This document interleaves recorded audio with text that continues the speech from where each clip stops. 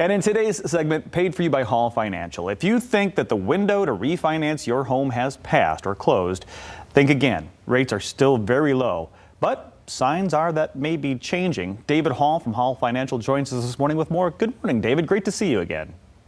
It's good. Good morning to you, Todd. How's everything? Everything's going well. Still considering my own refi. I think you and I should talk later today because every time we talk, I think, man, I got to pull the trigger on this. And you're known for the no appraisals, 8-day close. Tell people what that means.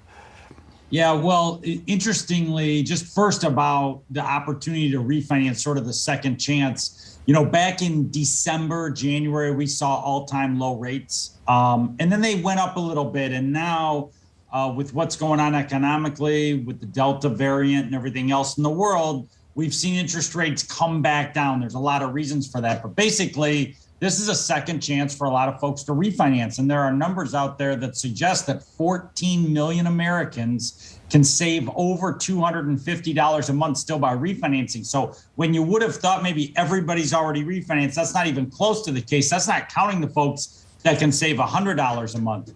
You know, for us specifically, we have become known for speed and service. We are all about the client experience. My 25 years in the business have told me that that's the differentiator. The differentiator is how does the client feel? Because we generally will have rates and fees that are similar in different companies, but how do you treat the client and how can you make it so that it's not a 30, 45, 60-day nightmare? It's 2 weeks, it's 8 days, it's in and out. That's what we're focused on as a company. And we think that that's the difference. And I'd like to, as I age, I feel like client service just continues to dwindle a little bit, and I want to bring it back. So we are at the forefront of making client service the most important thing at our company. And yeah, certainly you and I need to talk. Service does matter. People, that's really how word of mouth happens, when you get overserved, when you feel really taken care of. But let's talk about numbers. I mean, I know what my rate is, but what is the cutoff for somebody who thinks, should I refi or not refi? What's that percentage? Yeah. It's a good question. Generally speaking, if you're over 3%, you should look at it. Now, if you're over 4%, you definitely need to do something. But there are so many things nowadays that have changed the game from maybe even 5 or 10 years ago. You can pick your own term. So let's say you have 26 years to go on your mortgage and you get a little bit better rate, but you can move it down to 23 years. So it's only a few bucks more and you're cutting time off your mortgage. There's a lot of customization you can do now with your mortgage that's very different than in the past. And so it's not just about the rate, it's what other needs do you have? And you know, with what happens with skipping a month's payment, rolling it into the mortgage, you're gonna get some escrow money back. So if you have some need for some cash, that also adds on to the experience of not just saving a few bucks, but maybe some short-term cash flow, either lengthening or shortening your term. So a lot of times I'll talk to people, and interest rate is one component of it, but the other components of it are important as well. But generally speaking, if you're over 3%, you should have it looked at. And these lower interest rates can mean a higher pre-approval amount, right? Explain that to us. Well, that's the big story I think that's happening right now that we need to cover for your your viewers, is that a lot of folks over the last, let's call it 6 or 8 months, got very frustrated with the home buying process because they were putting bids on homes and they weren't able to get them. And what's happened is there's about 6.5% more listing inventory than there was months previous. So there's a little bit more inventory out there. It's still a seller's market, but it's not bananas like it was where you just couldn't even get a house. And so the numbers are interesting that if you just take today's roughly 3% interest rates versus next year where they're predicting maybe closer to 5%, you can afford about $20,000 or $25,000 more house because of that interest rate differential. So if you kind of got frustrated with the home buying process and maybe you're going to wait till next year, you might want to take another look right now because the interest rates are so low.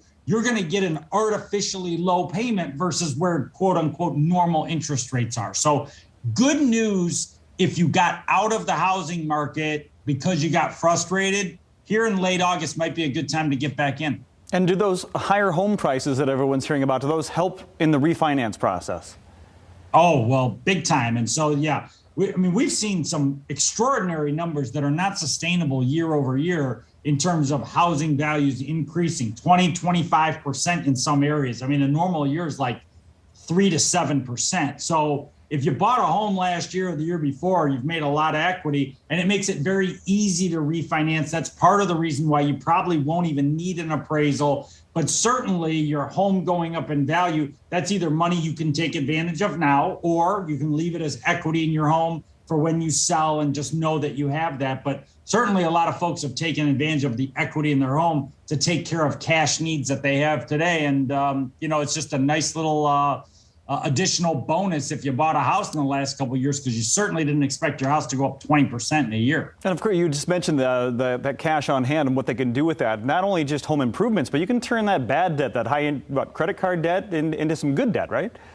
Yeah, absolutely. And we talk a lot about that, is that if you have a 16 or 18% credit card that you're not getting ahead on, and you can fold that into your mortgage at 3.5%, whatever it is, and it's potentially tax deductible, it just makes all the sense in the world. And there's nothing worse than sort of living day to day with credit card debt. And if you are a homeowner and you have equity in your home, you can probably alleviate that. And we've had a lot of folks calling in about that as well. So, the home over the last 12 to 24 months has been a great source for people to clean some things up in their financial lives, and we've been fortunate to help them with that.